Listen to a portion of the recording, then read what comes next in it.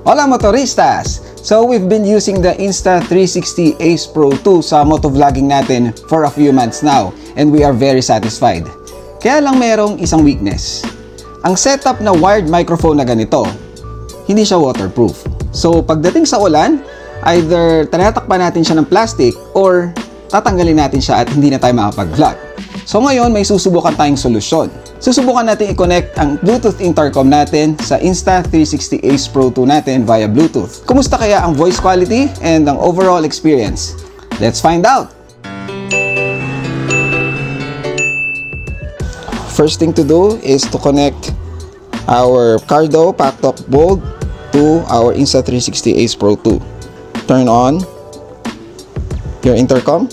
Tanggalin natin ngayon ang wired connection. Tanggal na natin.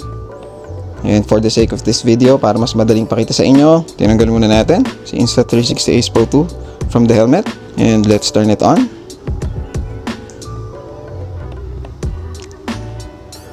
So once na naka-on na ang Insta360 Ace Pro natin and ang ating Bluetooth intercom, press natin to for pairing.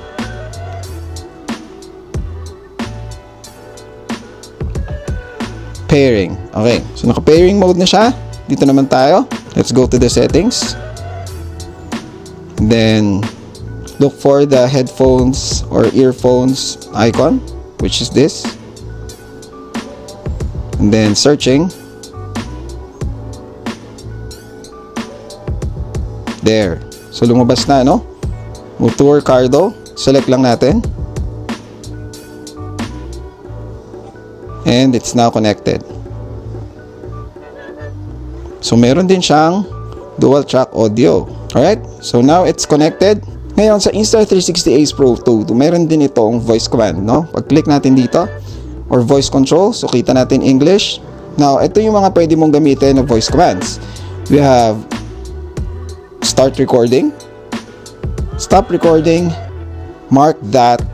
Kaya mag-focus. Medyo nahirapan yata mag-focus. Anyway, so stop recording, mark that, shutdown camera. So magiging useful to kapag naka-on ang Insta360 Ace Pro. But if gumagamit ka ng quick record na sinatawag natin, which is pag press mo nitong button na to, magre-record na siya automatically. Pero pag pinress mo siya ulit, it will turn off automatically as well after recording. So kapag naka-off yung camera, obviously hindi ka niya maririnig. So wala siyang start recording na function. So ang option lang nun is to leave it on. So ipe-press mo to pag naka-off, ipe-press mo to para naka-on lang siya, and then it can recognize voice commands. Okay? Ngayon, kung mabilis lang naman ang motovlog mo, pwede mo siyang gamitin dahil definitely tatagal ng 1 hour yung battery mo. So you can just turn it on and then tuloy-tuloy lang ang vlogging mo on and off. And then you can use the voice command. Okay? Let's try the audio quality now. Start recording. Alright, so ito na ang microphone test. This is how it sounds using the Bluetooth connection, no? Bluetooth connection with our Cardo PacTalk Bold. Going to the Insta360 Ace Pro 2. Kumusta ang voice quality? And medyo maingay actually sa background natin dahil merong mga nagpa-practice dito, may malapit na school, may nagpa-practice ng graduation. So medyo maingay. I'm not sure kung naririnig. Kung hindi siya naririnig sa microphone ngayon, then that means maganda ang noise cancellation niya or if there is. Okay? Otherwise, kung naririnig nyo, that means maraming audio sa background nyo ang marireceive niya or makaka-capture niya. Alright? Alright, on the road. Now, this is the test of the Insta360 Ace Pro 2 with Bluetooth connection, no? Bluetooth mic connection with our PacTalk Bold by Cardo. So, how is the audio quality? Kumusta naman? And mamaya, ibalik natin sa wired connection para ma-compare natin. Okay? So far, kumusta naman pa? Is it good? Alright, so ngayon binalik na natin sa wired connection, no? Wired microphone ang setup natin so that you can easily compare the two. Kung ano ba ang kung kumusta ba ang audio quality ng dalawa, no? Side by side. Ngayon, what do you think? Again, we are now motovlogging using the wired microphone.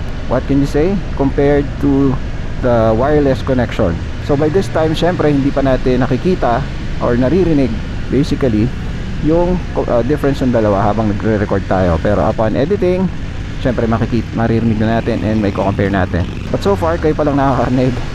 Can you please comment below kung malaki ba ang difference nila or negligible yung difference, and possible na rin yung wireless setup natin. Okay? So I'm really excited. I'm looking forward sa difference itong dalawa. Okay, now balik ulit natin doon sa kabila and then dito ulit para mas malapit nyo marinig yung dalawa. Let's compare. So again, we're testing the audio using the Bluetooth connection. So imagine nyo na kung umuulan or kahit hindi umuulan, if you're going to use this mainly sa pagbablog or sa pagmamotovlog, ito ang magiging audio quality niya. Ginagamit natin is the microphone ng Cardo Pactalk Bold. Again, this is the Insta360 Ace Pro 2 using the Bluetooth connection. Musta ang audio quality?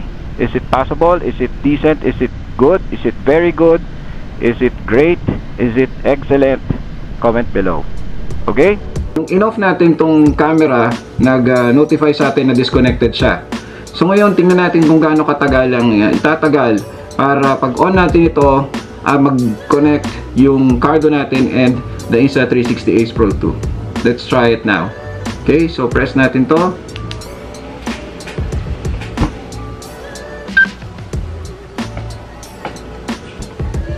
Ayaw mag-focus. Ayan. So hindi pa rin siya connected, wala pa rin yung icon. Tingnan natin kung gaano kabilis.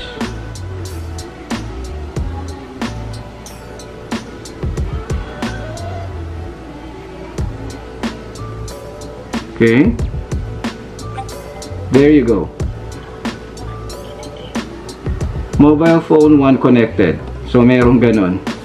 Now, focus ka na sa akin. Okay.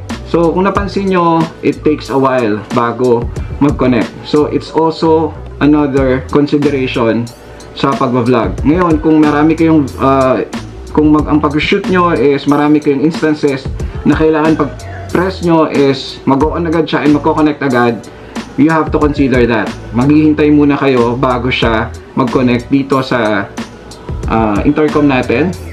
And then bago kayo makapag-start mag-vlog. Pero para sa akin, that's a small price to pay. Lalo na kung malakas yung ulan or bumabagyo man, at least meron tayong option. No, maghihintay ka na lang. Alright, so at least we know that it's working using our Bluetooth connection. And nakakatuwa na pwede na natin tong isang option kapag magmamotovlog tayo. This is better than nothing, di ba? So motoristas, how would you do this? Would you do the Bluetooth connection compared to the wired para sa more versatility and wala ka nang pakialam kung umulan man o umaraw, makakapag-motovlog ka, or you would still stick to the wired connection and probably takpan na lang ulit natin ito hindi na makapag-vlog kapag masama ang panahon at nandyan ang kakambal natin. Comment below. So that's it for our quick test ng Insta360 Ace Pro 2 na connected sa ating Bluetooth intercom na Cardo Pactalk Bold. So what do you think? Comment below. Well, hindi man siya kasing ganda ng audio quality ng wired microphone na ganito, it adds versatility and pwedeng-pwede siya sa kahit anong panahon. So hindi ka na matatakot sa pabago-bagong panahon, lalong-lalo na kapag maglo-long ride ka tulad natin na kung saan-saan tayo bumabiyahe, hindi ka na mababahala na baka masira or maapektuhan ang camera mo. The biggest and most obvious advantage is hindi ka na mapipigilan ng panahon para makapag-motovlog. So whether malakas man ang ulan or matindi ang init, tuloy-tuloy lang ang motovlogging at tuloy-tuloy lang ang content creation natin. So I hope nag-enjoy kayo at may natutunan din kayo sa ating munting video na to. And definitely, it's a big plus na meron tayong ganung option sa pag-motovlog natin. Alright, so kung meron kayong suggestions or recommendations kung anong next na gusto nyo subukan para sa ating motovlogging setup, comment below.